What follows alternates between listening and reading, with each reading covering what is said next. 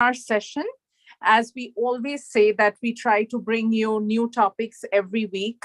We try to make sure that we help the community with something new, some new ideas, some new topics.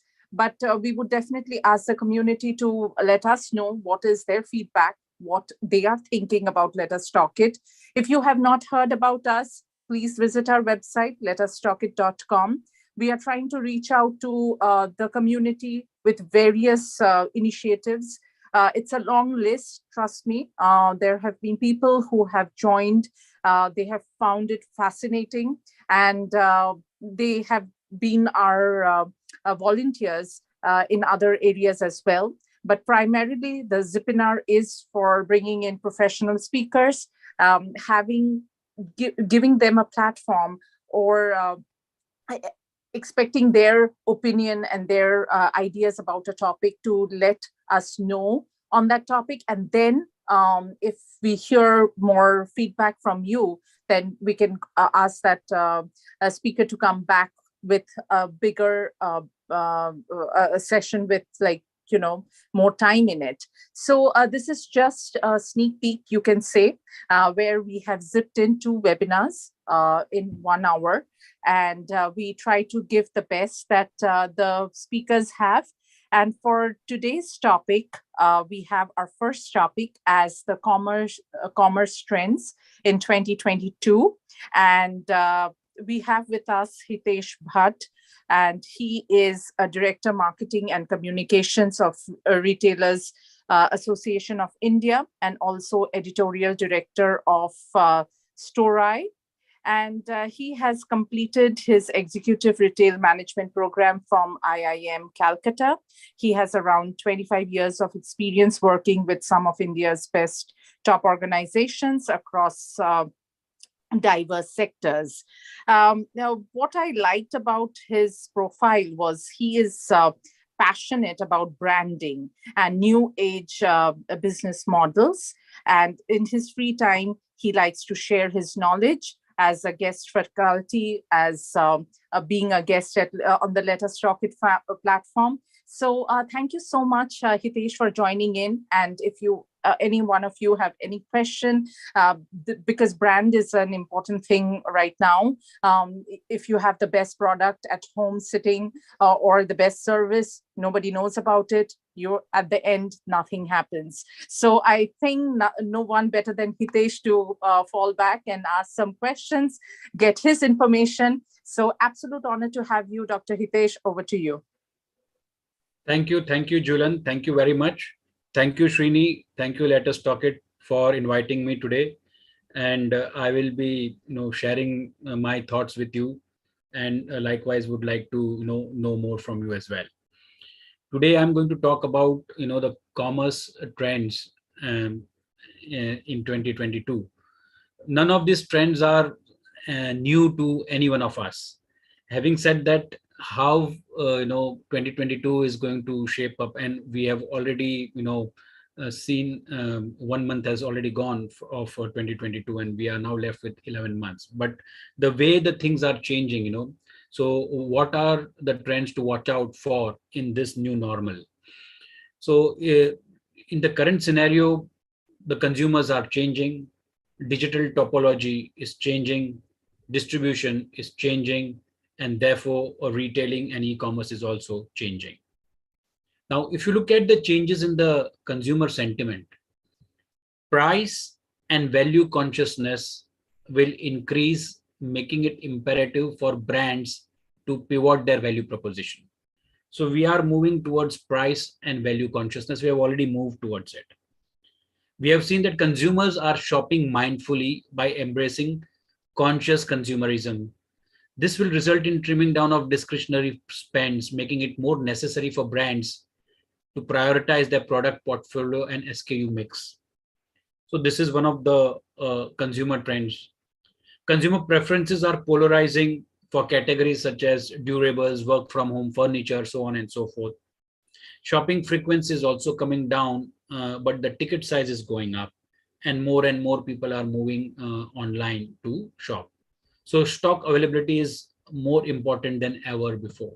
whether it is offline or online, because the relevance of the stock also comes into the picture, that is the merchandise. Now, what is the with the rise of the digital consumer? If you look from an India's perspective, India has one of the cheapest data consumption, and digital consumption has all the ripe conditions as far as Indian market is concerned. And with the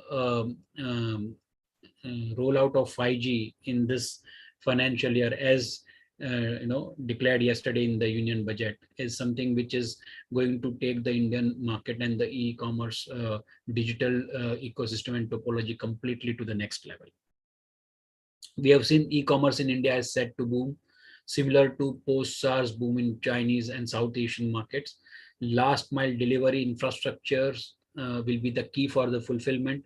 So all these things will be, increasing the propensity for digital buying, leading to innovations such as video-enabled selling. And we'll talk about this trend in the coming, after some time.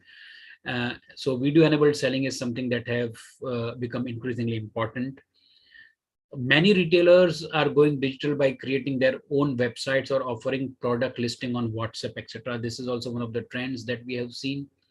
And the last part, the third pillar would be the nimble backed logistics uh, for the success of these key trends or e-commerce or retail.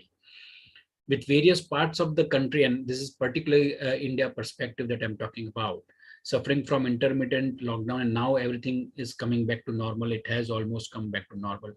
Geography spread distribution centers have taken center stage, and this has the companies have recalibrated their supply chain and logistics, because that becomes the backbone of retail e-commerce. And digital processes and systems are critical to smoothly run the backend operations of the supply chains.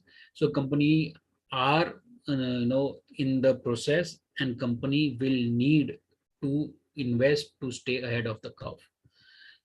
So what is it that is uh, coming up amongst the top 7 trends that we have seen?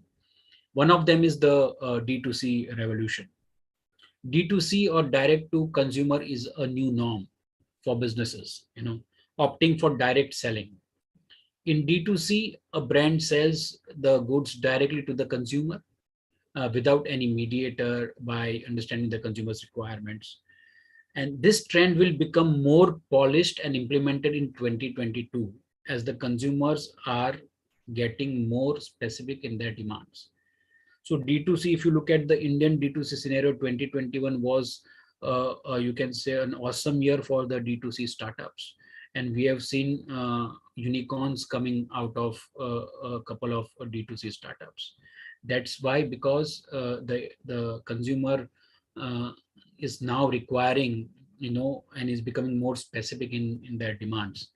And this leads to the second trend, which I call it as customization or customerization. Consumers are looking for customized shopping. Brands will have to handle customers and consumers looking for customized shopping needs with new trends and tools like ML, AI, intelligent and dynamic websites, to give every customer a personalized and an individualized experience. In the last couple of years, we have heard about personalization and customization, etc. But this trend is going to be one of the key trends, which is going to uh, go up northwards in a very fast pace, because the customer today, the number of customers who want that customization and personalization are increasing, and that's an opportunity for these brands. And some brands even started to sell customized products, which seem very promising in 2022. Now that the people are used to the digital ecosystem, thanks to the last 2 years, they are now looking for this kind of personalized products and services. Next, what we are seeing here is the payments revolution. If you look the way digital topology has changed in India, And in the last 4-5 years post demonetization, digital payments have the digital payment revolution has taken India by storm, and especially the impetus has come in the last 2 years. For any business, especially e-commerce, instant payment is crucial, and the seller should provide the fastest delivery method and instant payment for sales. There are many ways for that, like video consulting, direct credit or debit card payment on the website, or cash on delivery method, etc. But these days, UPIs like GPay, Amazon Pay, Paytm, PhonePe, iPay, etc., are getting very popular and are used uh, more frequently by the consumers uh, than ever before. The money transfer can happen instantly without going to your online banking site, or hassling for any registrations and filling all those forms, etc. So this is something that the payments revolution has taken India by storm, and this is where even we can see fintech and payments startups moving towards a semi unicorn kind of a status, because the market that India offers and the opportunity that we have, digitization and payments is something is really revolutionizing the e-commerce trends. Third trend that I would like to talk about is chatbots, customer service management. Chatbots will manage the future of customer service. When customers require pre or after sales assistance, they prefer a live chat, a phone call, email, social, or text message. The chatbot tool can come in handy to offload and improve customer experience, essential for sustainability. Customer service consists of two phases: handling the queries on one side and assisting in solving those queries. Now, for that, the companies have to onboard numerous customer service representatives. Now, this can be a very tidy and cumbersome process, especially for the customer who is on the phone, and he doesn't want to go through all those press 1, press 2, press 3 for English, Hindi, so on and so forth. Integrating chatbots into customer service changed how customer service used to accomplish different tasks, such as answering FAQs. And these are 99% the same FAQs. If you have 20, 25 of them, you cover at least 90-95% minimum. Collecting feedback from surveys, offering products or services to the consumer, or any other most common uh, problem that, or inquiry or a query that comes. That's where the chatbot customer service is something that is one of the key trends for e-commerce with us. One more thing that is taking will be taking and is has already been discussed a lot uh, as far as the e-commerce and the commerce scenario is concerned across the globe, are the drones. Now we are talking about drone delivery. This is a new idea, new in the sense it has been discussed over the last couple of years, but yet to be implemented successfully across. There have been some pilots that have taken place, but from a regulator's perspective and regulations, still a lot of things need to be cleared. But drone delivery is something that is going to be one of the key trends. The advanced technological strategy is changing the way we live, and the business is also getting revolutionized. The drone is a fantastic invention, and drone delivery is at its initial and inception stage today. But we are pretty sure it will improve to be a game changer for short distance, local, and small deliveries. So if you are in a very short distance area, that can be defined as 1 kilometer, 2 kilometers, I don't know. And if you are local and the deliveries are small, then drones are going to be the future delivery vehicles. And this will affect the gig economy as well. But it will also ensure that you receive your merchandise or your products in shortest possible time, in the safest possible way. In this pandemic, where social distancing is a norm, this delivery method will surely be the best contactless delivery. We can expect it to be one of the top trends of 2022. Uh, and there are many startups in India as well who are working on drone delivery, and a lot of work is going on there as well.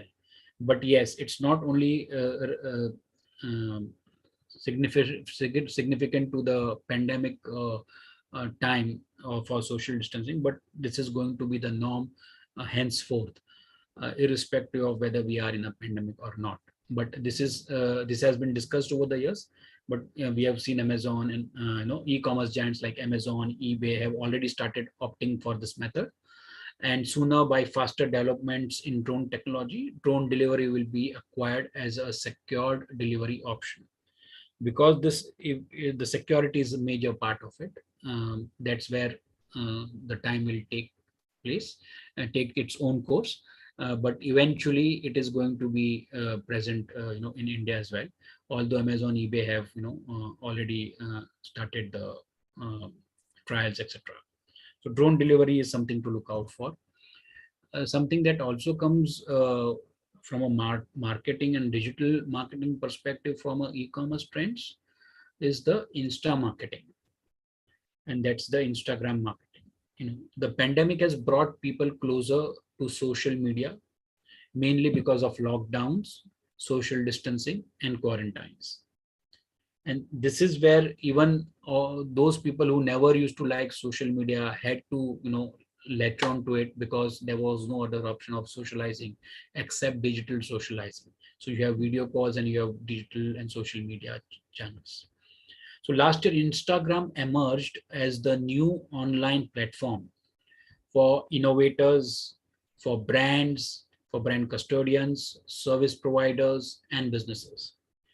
The Instagram shop has created a convenient platform to find desired goods, enabling the user to browse through shops, and also editors, pics, and a lot of other attractive features, promos, etc. The new features of Instagram are creator centered, which means that buyers and sellers both will dominate the e-commerce trends for 2022. So that's where we are looking aggressively at Insta marketing. I'm not telling that the other social media marketing channels will not be flourishing. They would be. But as a trend, we have seen last year Instagram emerging as a new online platform for innovators and brands to sell. So that's why this would be a trend that I see for 2022.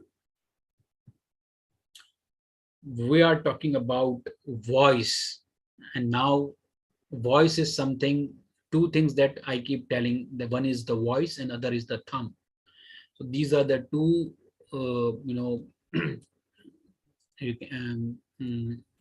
items, or uh, two variables that are going to dictate the commerce trends. Now the concept of voice assistant search, if you look at the new age generations, they are on the voice. Okay, the concept of voice shopping sprouted by Amazon's Echo has changed the online shopping world. Voice shopping usually does not involve visuals, and customers opt for FMCG cheap products and gadgets or households where visualization do not matter too much. So you just have to speak. Visualization not at all important there, because when you go for uh, FMCG kind of our household gadgets, you just know which brand to order, what SKUs, and you can just order it and it's done. Voice search has become very popular and an effective search tool for shopping outcomes. People are moving from typing to speaking, and that's where you are putting an habit. Okay, and that habit has evolved in the last couple of years. The e-commerce sector is constant with the changes in search and keeps optimizing the platform for future sales.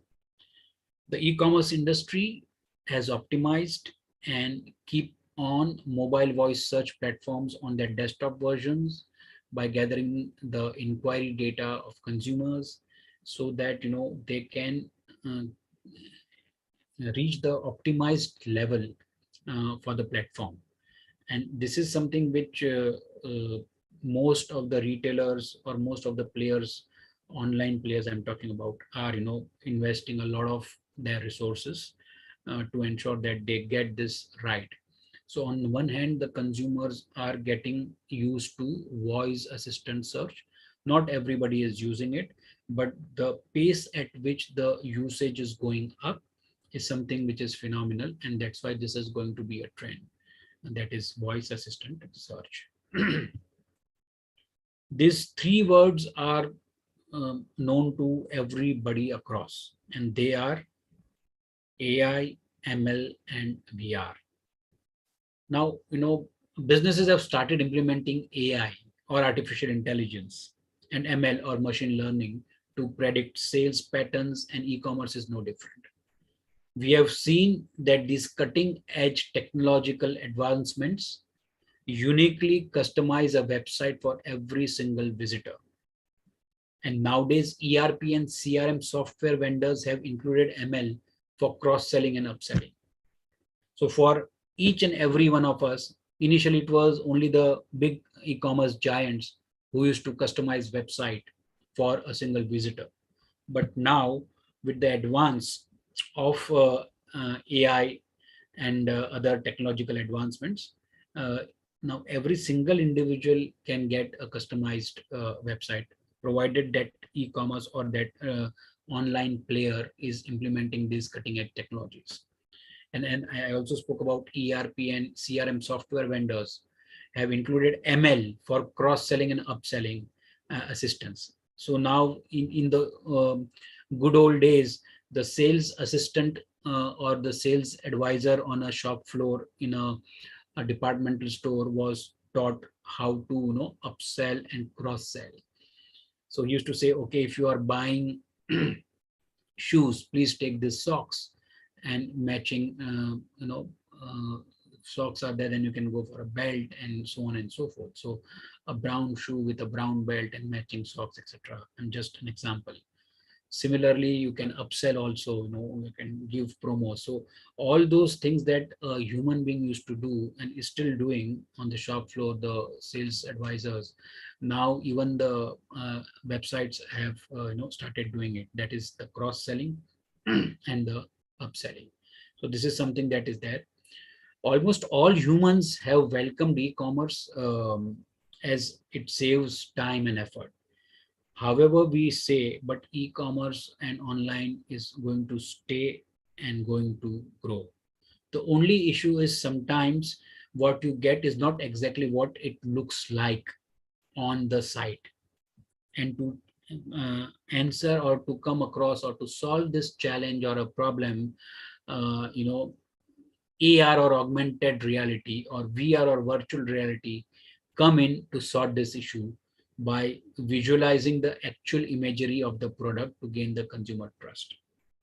We have seen in India goods worth rupees 200 to 20,000 rupees have been sold on video calls. But now with virtual and augmented reality, if I want to buy a necklace, and I'm sitting at my place on the laptop or mobile, I can see through AR how that necklace is going to look on me, and or how the earrings are going to look on me. And this is something which will help. And there are brands who sell uh, gold jewelry from $100 to thousand, a couple of $1,000 through augmented reality through video calling. So that is something which is there. We have seen China as an example. In India, we have seen that. US, we are seeing it, how people are selling it, this. And VR also is coming up in a big way. So that is also a trend that we'll have to look out for. True omni-channel commerce. Omnichannel as a word has been used, misused, abused over the years, last 5-7 years. But today, in the last year or so, we have seen true omnichannel commerce coming up, There were players who were already playing it the right way, but not everyone across used to understand and comprehend and internalize as a company, as a retail company. So there are three types of e-commerce sales for channels: single channel commerce, multi-channel commerce, and omni-channel commerce. So omni-channel is a multi-channel sales focus to provide an enhanced customer experience. The customer will absorb every possible way to absorb the information from different sources before concluding on buying decision and deciding the buying place or platform. So he has to take a decision what to buy, which brand to buy, and where to buy, and on which platform to buy, and subsequently how to buy. So it can be a BOPIS also, buy online, pick up in store, or he may go to a store, check out the product, and order online there and there from a to and give that order to a different e-commerce site. So if he goes to an XYZ electronic store, checks out the gadget out there and takes the price, and that's what people are doing across the globe. And this is the true omni-channel. Another example, you fly from one city to another. On the way, you want to book a white shirt. You get down and you give the orders that it has to be delivered there. By the time you reach the other city, land there, and go to your hotel, the white shirt is there at the reception. And this is the true omni channel. Or on the way, you can pick it up from the airport. So that's also possible, and all these options are given to you. Or you can pick up from any store where you are traveling from. So either get it delivered, get it pick up from the airport, or get it pick up from the store, or whatever the options are. This is just an example, but this is the true omni-channel, as I call it. So omni-channel commerce is based on multi-channel strategy, something that I just spoke about. Omni-channel commerce consists of all channels for a seamless customer experience across all platforms. This is very beneficial for increasing sales and traffic, for boosting customer loyalty and better data collection and better service also. So I serve if I can service my customer, I get the customer loyalty, and I increase my sales, I increase my traffic, and this also helps me in increase my brand overall. If I have true omni-channel, I will have a cult following eventually, because he can buy physically, digitally, whichever platform, wherever he wants, however he wants. That's where true omni-channel commerce comes into place. What we have seen here is the data and technology driven disruptions that will trigger these new trends. So what are the multiple emerging technologies we spoke about, and what are the others also? I'm just touching upon, and there will be many such. So we spoke about ML, machine learning, artificial intelligence. We spoke about voice technology. We talk about augmented reality and virtual reality. Then there is something known as physical robotics. We'll have natural language processing. We will have big data. We'll have cognitive algorithms, 3D printing, biometric recognition, facial recognition, blockchain, Internet of Things, computer vision, wearables, etc. Now, and on the other side, we just discussed these are going to shape up the trends. So the digital consumer journeys, which will consist of biometric payments, AR-based products, trials, etc., are going to be influenced a lot. AI at scale, we can manage our inventory, we can manage our assortment planning. So artificial intelligence will help us scale and optimize our inventory management also. Digital supply chain, we spoke about scheduled optimization, replenishment, so on and so forth. Automation of operations using robotics is something that is there in store, stocking, last mile delivery, so on and so forth. Technology driven staff enablement, virtual VR related, virtual reality related assisted training, mobile POS, so on and so forth. So if I have to, conclude these key trends, and there are many such, I'm not telling these are the only trends, there will be many such trends, but I feel that these are the key trends which we'll have to look out for. And that was not all there, there is a lot more to talk about, but because of the time limit, we have, to conclude by saying that all these trends have one common element, and that is they all focus on better and convenient customers or shoppers, customers shopping experience. So ultimately it's about the experience. We are using this technology to ensure that overall shopper experience is much better. So these e-commerce trends for 2022 aim to enhance the user experience in one way or the other, and they will focus on creating a comfortable environment for the clients, for making their expectations and demands more stronger. The consumer will want more, the consumer will demand more, and the consumer will experience more. It is all about making the business processes automatic to control the communication channel, and thus create a loyal customer base, which is eventually very happy with the experience. So this is all from me. Thank you so much, Dr. Ritesh, for that very timely and insightful discussion regarding the commerce trends. Because I've noticed right now, mostly if you go on uh, shopping applications, the next time you open your social media accounts, those searches you have made already appears in your social media links, something like that. So Yes, it's easier for you to yes, find, right? Okay. yes, yes. Anyone would like to share their insight or ask questions to Dr. Hitesh?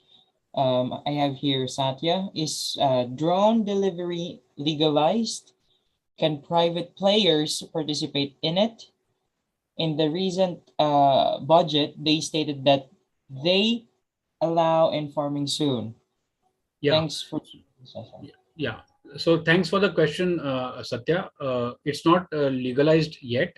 As I told you that although it has been announced, but there will be a proper process and procedure, and there will be some guidelines, keeping the security reasons in mind, and safety precautionary measures also. So we will have to wait for those guidelines, but I can tell you I am aware about a couple of startups that are working on drones and drone delivery and technology. So things are moving in a faster pace. From a military perspective, that is a completely different thing. But for delivery of products and services, yet not it is not on or live or allowed currently. But the work is in progress. Okay. Yeah, Dr. Hitesh, it's such a great session, and I can't believe you covered everything in 30 minutes. So thank you, and we definitely would love to talk to you, especially with the startup ecosystem that Let Us Talk it has. We will try to see if you can add, if there is any value addition from your end or your team's end. And Manu from our Let Us Talk it team would coordinate with you further on that. Thank you. Sure. Thank you. Thank you very much. It was pleasure talking to all of you. Thank you so much. And for the other questions or would like to reach out to Dr. Hitesh, you can always send him a message through LinkedIn, and you can type in our in our chat box while we are doing the second session. So Dr. Hitesh will still be with us. All right. Thank you. Thank you so much again for the wonderful session. Now, moving forward, it's on the same, almost the same area of what has been discussed earlier. Now we'll discuss about AI, trust, and cybersecurity. So the intersection of AI, cybersecurity, and zero trust today, and how it will evolve. This will be given to us by Mr. Rohit Adlaka. He was leading Wipro Homes, AI platform and automation ecosystem. Rohit was driving the new paradigm of economics, efficiency, and experience, and making AI and automation all pervasive. So we cannot wait to hear all the wonderful things from this topic today. Over to you, Rohit. Thank you very much, Phil, John. I hope I'm loud and clear. Yes, you are. And thank you everyone for joining us. I'm based in a very beautiful city called Bangalore, if you're familiar in India. And the virtual background behind me is actually one of the serene lakes. Bangalore is a city of lakes, 183 lakes in total. The photograph behind is what I clicked from my mobile of a very nice and scenic, peaceful lake. And I've just kept it as a virtual background for many, many months now. This is my second session on Let Us Talk It. And my first session was all about trailblazing disruptions in technology. And this topic today is going to be all about the intersection of three different technology plus human disruptions that we are seeing, which is about AI, artificial intelligence, trust, and cyber risk and security. So I'll start with the first pillar, which is AI. And, we see technology all around us, and we are in what industrial revolution, where we are bringing together the physical world, the virtual world, and also the biological world. And driving this digital disruption is AI. As a concept, as we call artificial intelligence, has been there for more than 60 years. It was coined in the early 1950s by John McCarthy. And it was basically the idea of mimicking the human brain so that it can start taking decisions just like the human. And I would say that there are, along with AI, two more parallel tracks which are happening. One is called automation, and the second is called analytics. So the three A's, AI, automation, and analytics, are really changing the way we do business, changing the way we interact with each other, changing the way we basically communicate as human beings. And it's like the human body, where AI is like your brain, analytics is like your sensory organs, and automation is like your motor skills, where you actually move things from one place to the other. And if you look at it, AI has become all pervasive, right from chatbots that Hitesh was mentioning from his side, to NLP engines, to more sophisticated solutions like human machine interface, like brain augmentation. If you're familiar with the company Neuralink, started by Elon Musk, famous for multiple reasons, like Tesla, like Starlink, like the new mobile phone of Tesla, which is coming up. And Neuralink actually augments human brain activity and human capacity to think and take action. And there is this ever-standing challenge between humans and machines, humans and robots. And there is a thought that by 2030, there is a concept of singularity, which means that machines will become smarter than humans, though I feel that they're already smarter in many ways. So AI is here to stay. It's disrupting the way we think, like I mentioned, and it's a big market. This year alone, AI spends are touted to be about $62 billion. That's massive. But I think that the impact that it will make beyond the business that it generates is going to be in hundreds and trillions of dollars. There are some big spends on AI. People are spending on knowledge management, virtual assistants, like Hitesh was mentioning, autonomous vehicles, yet to come into India, but hopefully will pick up very, very soon. Digital workplace and many others which are actually driving. And while the adoption curve is on the upswing, it will be somewhere around, we would say around 2025, another 3 years, where it will reach what we call the stabilization stage of AI maturity. So hype cycle is over, implementation is on, stabilization is 3 years away, and then massive innovations all across. But in AI, there is always this reluctance. People trust humans, but for people to trust AI, especially a bot which is sitting on the cloud invisible, is very, very difficult.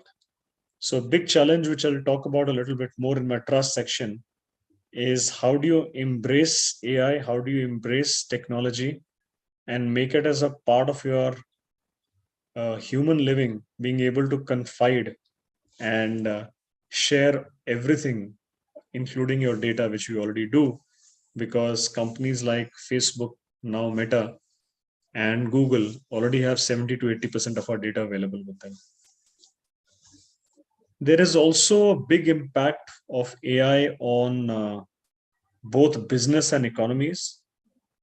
And if I take India as an example, it is projected that by 2035, so more than a decade away, AI will actually positively impact the GDP of the country by more than 1.3%, which is great for a country which is currently $3 trillion and wanting to go up more. And then, of course, we have a lot of challenges around data security and privacy. There are multiple compliance norms like GDPR, which you're familiar with, CCPA, California Consumer Protection Act. And then there is also going to be a similar act coming in India, where the whole idea about managing data and making sure that the privacy concerns are met. Those are some of the challenges that we're actually seeing in as far as AI is concerned. To my second pillar, as more and more AI becomes what we call all pervasive, this question of trust that is looming large. There is something called AI ethics, which is picking up steam, where people are building in codes of conduct, they're building in policies to holistically look at AI ethics, beyond compliance, beyond, I would say, just the governance, risk, and compliance, to a larger impact on the broader society, looking at human rights and well-being. So AI impact of trust has actually now become what we call a socio-technical challenge, not just a technology challenge. And it needs a lot of education. It needs a lot of enablement, where people have the conviction that AI can walk step by step, stride by stride along with humans and build trust amongst everyone. So interestingly, to build this trust around AI, there are companies which are investing heavily. You must be familiar with this company called Levi Strauss, headquartered out of San Francisco. Of course, famous for jeans that we wear. And they've actually invested in a chief artificial intelligence officer. And there are a lot of companies which have now built what we call chief AI ethics officers, who have started bringing in this culture of fairness and ethics within corporates, so that they can utilize that, they can implement that in both the professional and personal lives. So people have started tracking what is the percentage of bias that an AI algorithm has. And of course, people say that humans train AI. So if we carry biases in terms of caste, color, creed, religion, then that is literally passed on to AI, and then they act accordingly to the biases that we carry as humans. So making sure that this bias comes down dramatically. How is it that you look at multiple types of data? How do you handle your decision making? What kind of traceability and accountability is there? All these are questions that people are asking in terms of trust, so that AI becomes a little more popular, AI becomes a little more widespread. So I talked about the AI bandwagon, I talked about trust. How does it relate to cybersecurity, which is again a great business to be in, but ever changing, ever evolving. And of course, the hacker community is becoming smarter by the day. If you look at it, we have about 5.4 billion smartphones. I would say about 5 billion smartphones and 5.5 billion total phones all across. And it has brought the internet to us, which is great, but it is also bringing a lot more risk, since our location, our preferences, the searches that we make, the data that we provide, all of that is literally available. I wouldn't say on the open internet, but yeah, with a little bit of effort, you can actually get the data of people, very, very quickly. And statistics say that about a year back, the number of large cyber data breaches were about 4,000. But another statistic I read was that there are more than 20,000 small, medium, large breaches that happen every day. And the cost of cyber crime is actually more than $1 trillion, which is, massive. They say that to orchestrate an attack, it takes about $30 to commit a cyber crime. And the impact on an enterprise could be as high as $3.5 million, whether they pay a ransomware or any kind of data loss that they may have.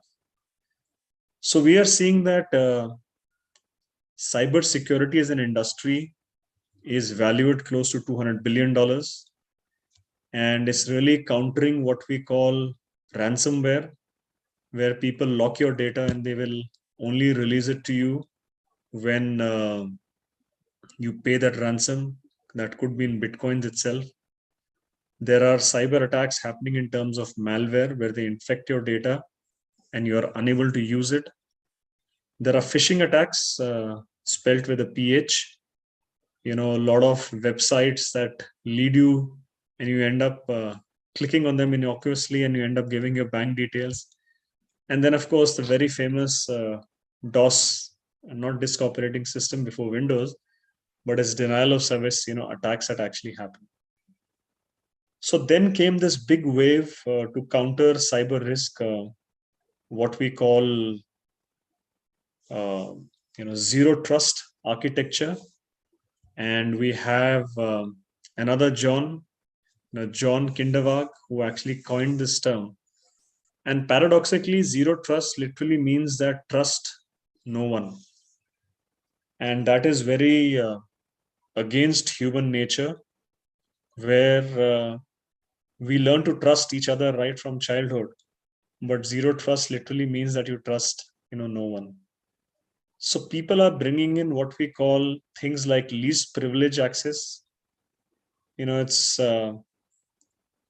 not like a Disney entertainment park, where you buy tickets and you enter, then every ride is for up to grabs and you can do anything. It's really restricted to every application, every data type. So it's basically least privilege access, which means you're restricted access only to a particular app or only to a particular network segment. There are things like what we call context-based identity, which means, am I getting in as an individual user? Am I getting in as a professional user? Am I there in finance? Am I there in HR? Which location I'm logging in from, which device I'm logging in from, which IP address I'm logging in from. people are able to pinpoint based on context, what we call in terms of context-based identity. And a lot of times, the attack surface, which means what is visible to you versus what application you're accessing. There are solutions in Zero Trust which you are able to make it opaque to people.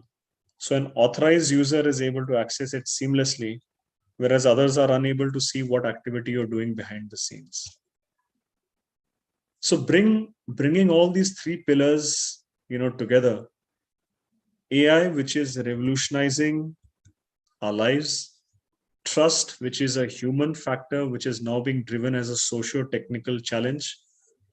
And based on these principles, we have cyber risk and security, and what we call the zero trust architecture, where you are able to manage using technology and think smarter and avoid attacks on people itself. I believe that all these three pillars will take time to mature. In our digital revolution, life is becoming more and more technologized, if I may use this word. Concepts like metaverse are here to stay. And if you were to look at science fiction movies, for example, if you watch this movie called Tron: The Legacy, where everyone is actually living in a virtual world, or of course you've seen The Matrix, and the fourth part has just been released, I think, in December, where you're living in a world which is beyond physical boundaries, where there are no limits in the virtual world itself.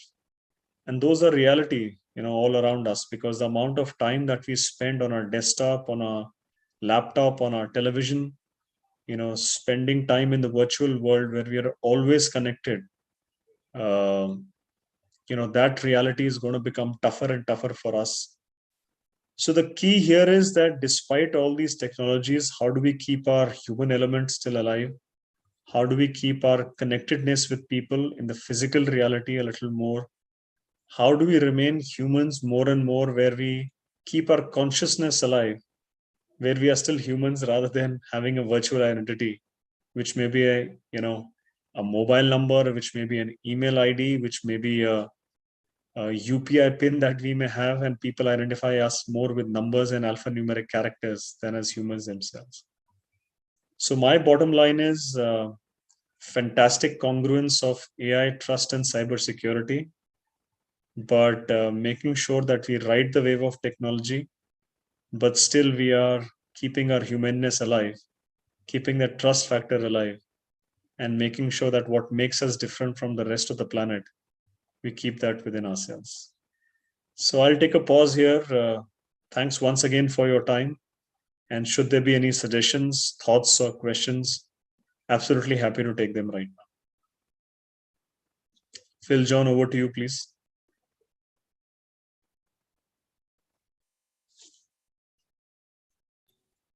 Great. Thank you so much, Rohit, for that wonderful session regarding AI. And also, this will enlighten the other viewers that we have that are very interested in this area of technology. Now, for those who would like to ask or interact to our speaker, feel free to raise your hand or unmute.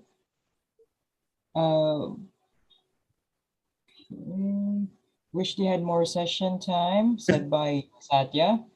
How does one start career towards Metaverse? I think that's a question for Rohit.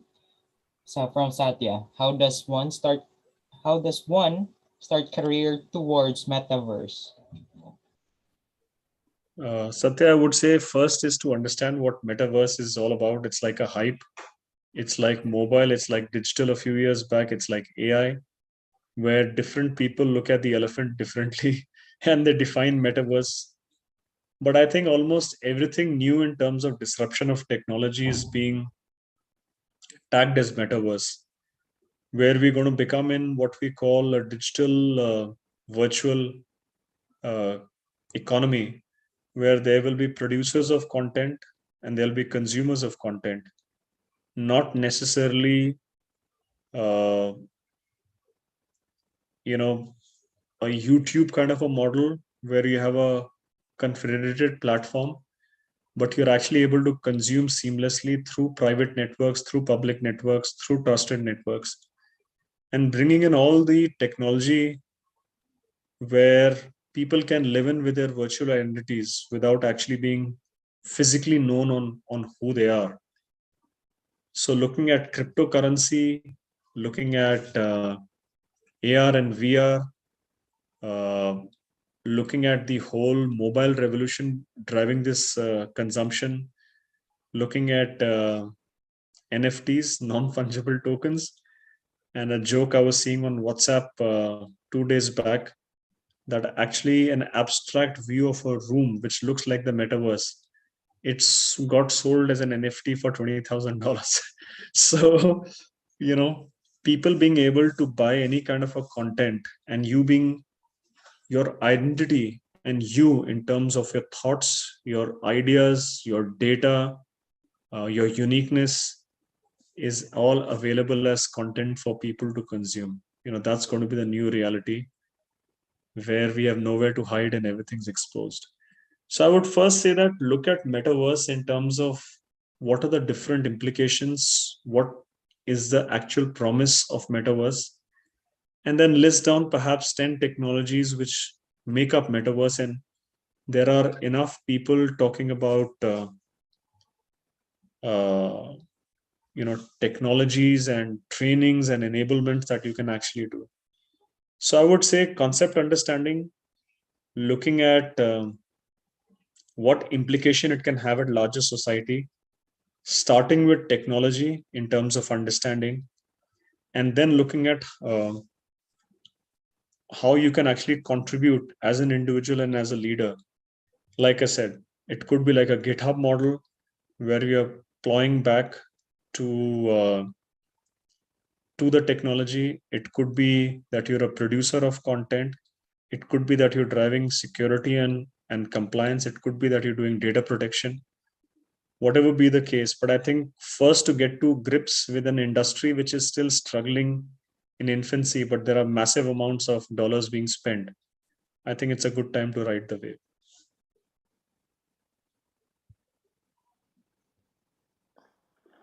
Hi Rohit, this is Sheeta. I really enjoyed your presentation. So many points I was really intrigued by, especially that, actually, the movie The Ready Player One, have you seen it? No, I haven't seen it yet. Oh, you have to. It's where the virtual reality becomes the norm. I don't know, maybe in 2090 or something like that. So people don't even exist in reality. They live in virtual reality and they identify each other based on the characters and the names. And in real life, they don't know.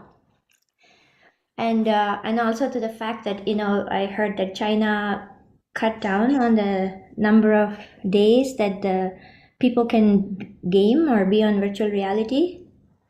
So at that point where you were mentioning, the trust aspect, where we trust humans, but now we're going to trust a lot more. We are already trusting, the laser surgeries and everything, the machines. But in that aspect, you're also talking about there will be no place to hide and it's all out there. I felt like one of the points is also that we are compromising ourselves.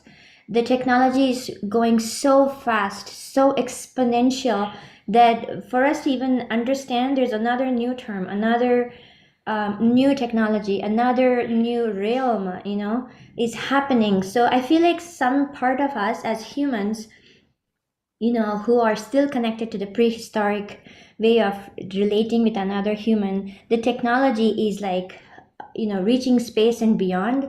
So I feel like some kind of disconnect is already existing. That's where the government has to come in, like in China, to say, look, okay, now you've gone too far. So I wonder if there will be technology where the computer says, you know what, you've been on for 48 hours, you need to sleep, or you're doing good research, but your body is shutting down, like your relationships are being shocked based on this. Like we cannot see humans as just resources, as people who are contributing to technology or consumers of technology. There's in between where we are actually humans. So I would love for artificial intelligence, the virtual reality, to bring us back to our roots first. What are your comments on that? Absolutely. I'll move a little bit into, I would say, spirituality and what is prophesized. And if you follow Hindu scriptures, I think they are valid for everyone, not just people who follow Hinduism. But the cycle that we are in is supposed to be 432,000 years, and we are just about 5,000 years into this particular cycle, which is called Kali Yuga, the fourth cycle. And the rapid pace at which technology is moving, imagine what 400,000 years more of evolution and transformation is going to happen, and the multiple births that we'll have to perhaps experience them. But the fact is that after whatever technology enhancements and engineering happens outside of us, we will ultimately come back to our inner self, which is what we call the soul or the energy that we actually carry. So the faster we realize the energy within, the oneness within, and all of us being connected, and don't run after technology as that is the brightest thing without which we can't live, the better it is. But I think humans will evolve and reach that. They will taste success. They will also taste a lot of challenges because of technology. Some people say that 100 years back, life was much more peaceful. There was a little more humanity amongst all of us. So I think it's a cycle, just like we call the hype cycle of every technology.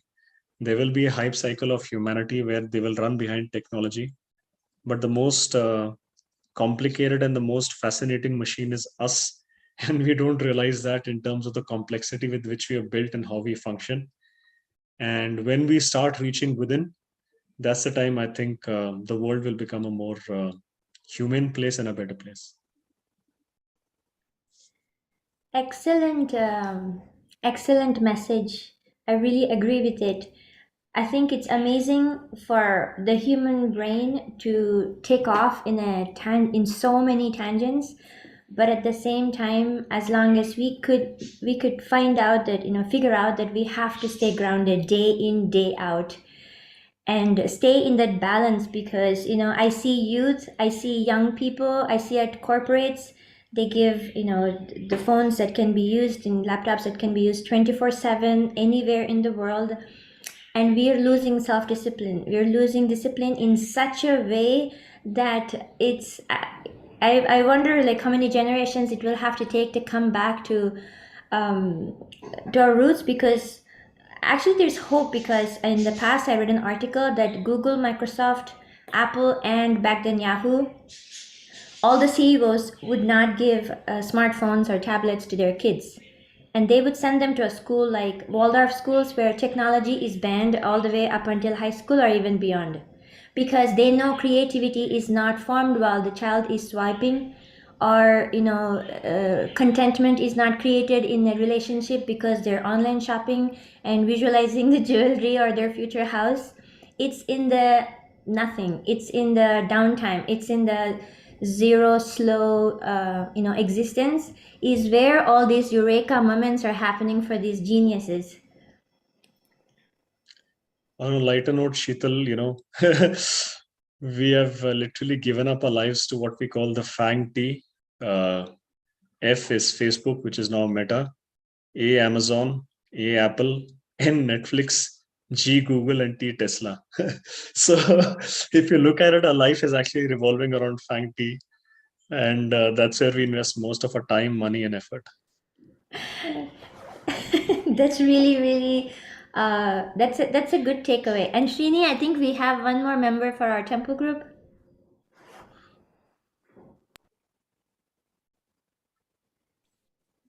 I think Srini is not with us anymore. Oh, okay. Yeah. Well, I really appreciate your insight, and it's a good combination when you can see someone that is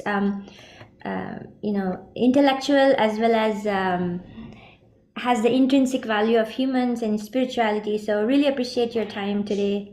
Thank you so much. Thanks, Sheetal. Thank you. Thank you so much. So that was really great exchange of ideas and knowledge for today. Thank you so much, everyone, especially to our speakers. Mano would like to say something. I think it was excellent information which I got today, and it is very informative. And best part was to know about the spiritual side of yours. Definitely would like to connect with you more, and yeah, I would like to understand more on how we can, synergize in a very good way. Thank you very much. All right, thank you so much again. So for those who would like to get in touch to Rohit offline, you can always message him through LinkedIn. It's very approachable and replies to you instantly. All right, so before we close the session, I'd like to let you know also that we also have our live Youth Let Us Talk It webinar every other Saturday at 4 p.m. Eastern Time, which you can join the preparation sessions every Tuesday and Thursday at 4:30 p.m. Eastern Time by registering at our website. That would be letustalkit.com/youth. And there's also a younger youth group. We have preparation sessions Tuesdays and Thursdays at 8:30 p.m. Eastern Time. So again, if you wish to have such a great exchange of ideas and knowledge like this session, please join us again next Wednesday, the same time, and also register at our website, letustalkit.com. Thank you so much, and we can now all leave the session, and take care, everyone. And again, thank you so much for all the efforts. You take care. Cheers. See you Bye. again next time. Thank you.